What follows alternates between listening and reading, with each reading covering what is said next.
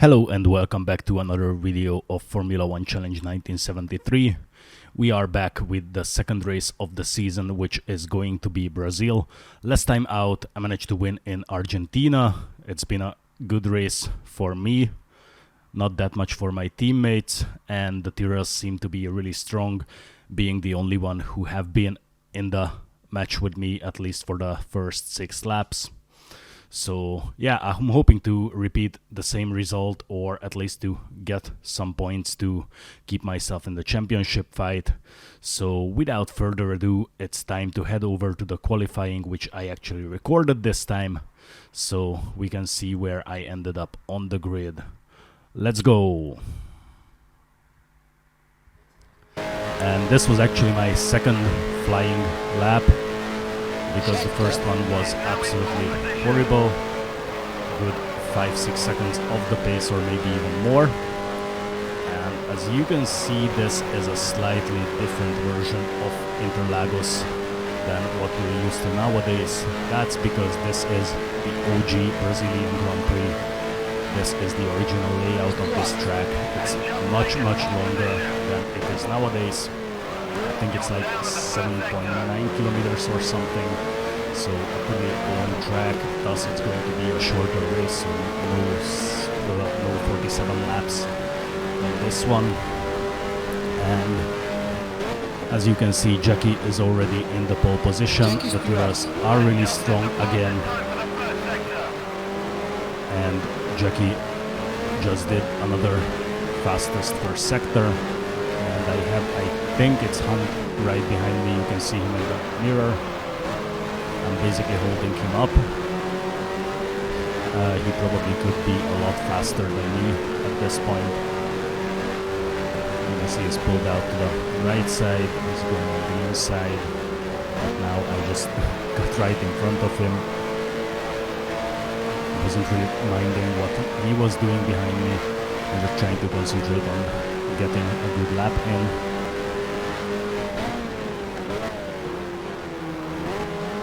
And this part could be slightly familiar. It's a slightly tricky part with a lot of corners, and parts of it are also part of the current layout of this track. As you can see, at this point I have a little bit of advantage over myself, which is currently enough for P6, but this is at the beginning of the qualifying session, so most of the drivers haven't been out yet. So it's very important that I do a lot better lap than the previous one, because at this point this would be somewhere around 30th place or last. And now I'm a good 2 seconds faster than before. And that's the end of the qualifying lap. And that's P7, so not too good again. And I'm not gonna do a grid walk because it doesn't show all the drivers, so we're just going to have a look at the starting grid here. So it's Jackie Stewart in first place, followed by his teammate François Sever, Scheckter, Halm, Pace, Mas, Regazzoni, Beltoise, Hunt, Merzario, Wiesel, Jackie X, my teammate Van Lennep, Hill, Butler, De Adamich, Fulmer, Oliver, Reutemann, Halewood, Fittipaldi, Jarier, Ganley, my other teammate, Fittipaldi, Watson, Refson. That's me in P27. That's an absolute disaster of a qualifying session. Peterson, Perley, Lauda, Opel, and Amon closes the grid. And actually a couple of guys I've been racing with the previous race at the top are here with me at the back. And the lights are out, which you didn't see, and the race is on.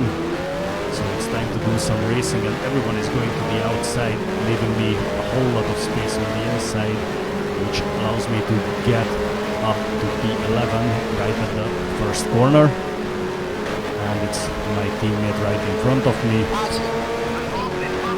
and some carnage is already starting with the drivers. Bacha already lost his front and rear wings, so he's probably gonna be out of the race pretty soon, which helps me a lot, and I'm up to P8 after the first two corners, which is pretty good after starting from 27. And it's Mazzario right in front of me now. And someone goes wide there, I think that was Regazzoni. Makes a bit of contact with Mazzario. Yeah, that was Regazzoni. Now he's in front of me after he got overtaken by Mazzario. And I have my teammate behind me, well actually good 3 seconds down. So this was definitely a very good start of the race, and hopefully we can make it even better and get some more points. Regazzoni goes very wide off the track in this corner, which allows me to get up to P7, and I'm closing in on Mazzario, taking a shorter brake distance, and I'm up to P6, so I'm in the points right now. And it's Beltoise in front of me, and I think that it might be Hunt or Hulm, which can't really make a difference between these white cars from that distance. Jarier lost his front wing. Peterson. Emerson Fittipaldi. Ronnie Peterson got into a bit of trouble with Fittipaldi. Jochen Mass is out of the race, so we're off to a pretty difficult start, and quite a few drivers lost front wings or rear wings, or just straight out of the race already, and we're not even finished with the first lap, so attrition is going to be probably very high. And at the end of the first lap, I'm on P6, which is the last point scoring position. Not too bad starting from 27, and it actually keeps my hopes alive for an even better position as we start the second lap, and about to chase down Beltoise, just right in front of me, less than a second ahead, and Mazzario is pretty close to me himself. You can see him and someone else in the mirror. I think that's still Regazzoni. He's trying to overtake him, and Beltoise slows down quite a bit in this corner, which allows me to get even closer. Emerson Fittipaldi. However, it's still too far to make a move on him. Ronnie Peterson. So just trying to close the gap, which happens in this corner, and I need to take countermeasures to avoid hitting him in the back. And in exchange I get hit in the back by Mazzario. John Watson. And he actually might make a move on me, but he does not. Managed to open a bit of a gap to him. And now all I need to do is close the gap to Beltoise in front of me. And try to overtake him as soon as possible, as Mazzario seems to be pretty fast. So I don't want to spend too much time behind Beltoise. And that's the overtake done in this corner. Another short braking distance. And P5, which is really good. However, Danny Hulm is already almost 5 seconds ahead, so it's going to be a difficult task to close that gap and try to overtake him. As you can see, by lap 7, it's Scheckter who's in front of me, so he got overtaken by Hulm, and he's got a massive 11 seconds gap to me, while I still have Mazzario sitting right on my gearbox. And this is what was happening over the past 5 laps. We were basically just racing each other and just letting Scheckter and everyone else in the front pull away from us. And by lap 9 I actually managed to pull away from Mazzario and close a bit of the gap to Scheckter as well. So now it's just 10 seconds ahead and I got a good 3 seconds lead on Merzario, which is a good result, especially after we've been fighting for the past 7 laps or so. However, he never actually managed to overtake me, so I could keep the position without any hassle. And, well, I don't see at this point how I'm going to catch up to Scheckter, because the McLaren guys seem to be pretty quick on this track, while I feel like I actually lag the pace and the speed. But here we are in the points, so that's already a pretty good recovery drive.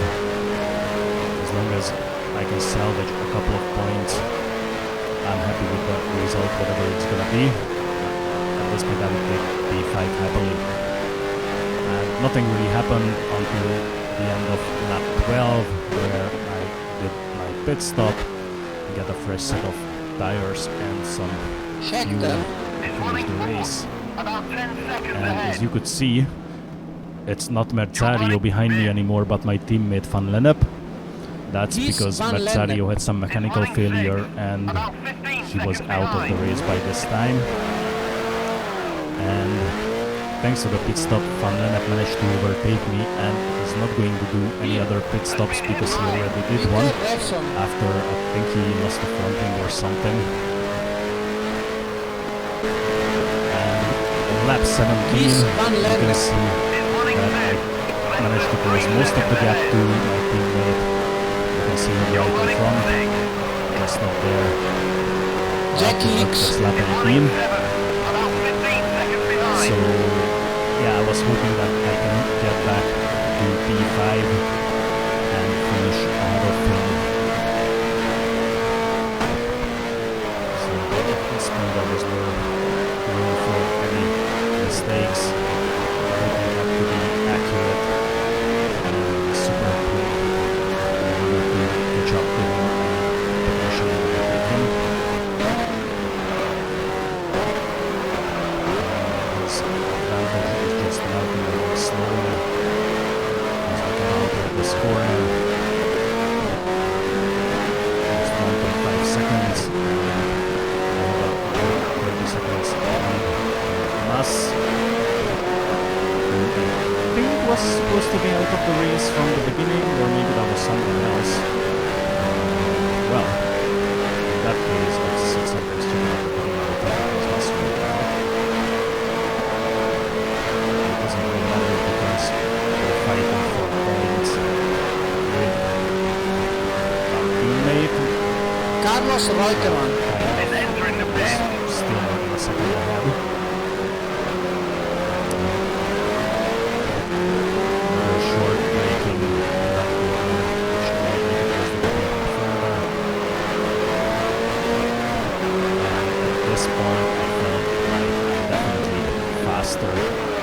He is wide in this corner. Watch for the yellow flag. Just within 1 second to Van Lennep. It's actually pretty good because as my teammate is in the points as well, that clearly shows that our car definitely has the pace to compete for points at least, even if not winning all the races or beating us all the time. We are actually super fast, but we still have the potential to score well in the Constructors' Championship and get a couple of points for ourselves as well. It is still a second ahead as we start the very last lap of this race. It's just a massive run for 2 points actually.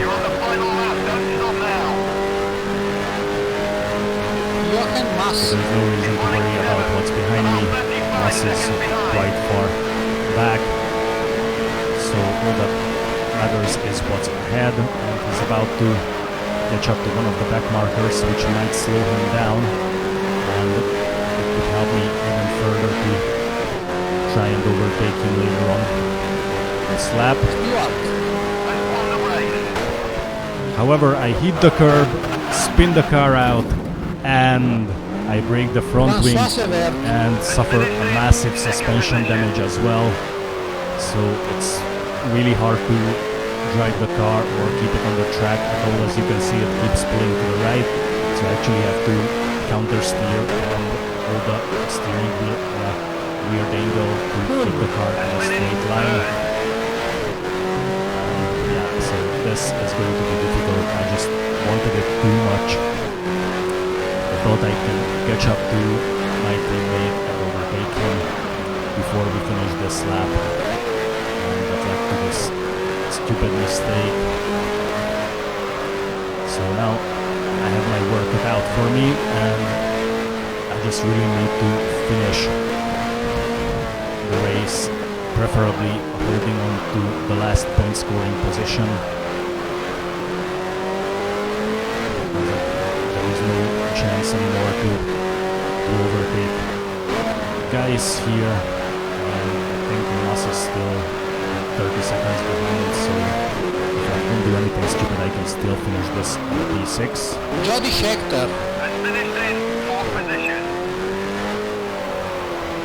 So yeah, this was a pretty stupid mistake from me, but it is what it is. What I've learned from that is that next time I need to be calmer than that and just concentrate on what's on the track. Because as you can see, these curves are actually pretty dangerous because they are a lot higher than the track surface itself. So if you hit them, they might send you airborne or just spin your car quite easily, going off the track again just before the finish line. But this is it. Here we are, P6 starting from P27. So I'll take this result. It was still a good recovery drive actually for both of us. Van Lennep starting from P13, finishing on P5. Me starting from P27 and finishing 6th. Severt. Second. And Jackie won the race again, followed by his teammates Sever, Halm, Scheckter, Van Lennep, then myself, Regazzoni on P7, so it wasn't Mas. Then Mas came in behind Regazzoni on P8, Jackie X on P9, Refson, Lauda, Reutemann, Wiesel, Fittipaldi, Opel, Vollmer, Jarier, Perley, Ganley. Yeah, these are the guys who are already out. As you can see, the attrition has been very high. A lot of drivers went out, mainly with accidents, few suspension issues. With the results confirmed, and here you can see the standings. I'm still second in the championship. However, Jackie managed to open a big gap of 5 points, and his teammate caught up to me. So both of us are having 10 points, and my teammate Gais has 2 points himself. So this wasn't too bad. At least we managed to get some points, and since both of us are in the points, we get some more points for the Constructors' Championship, which you can see right here. Obviously, the Tyrrells pulled away after having 2 races where both of them finished on the podium, and McLaren is closing up as well. And yeah, this was the Brazilian Grand Prix, the second race of the season. Thank you very much for watching, and I'll see you at the next race in Kyalami. Goodbye.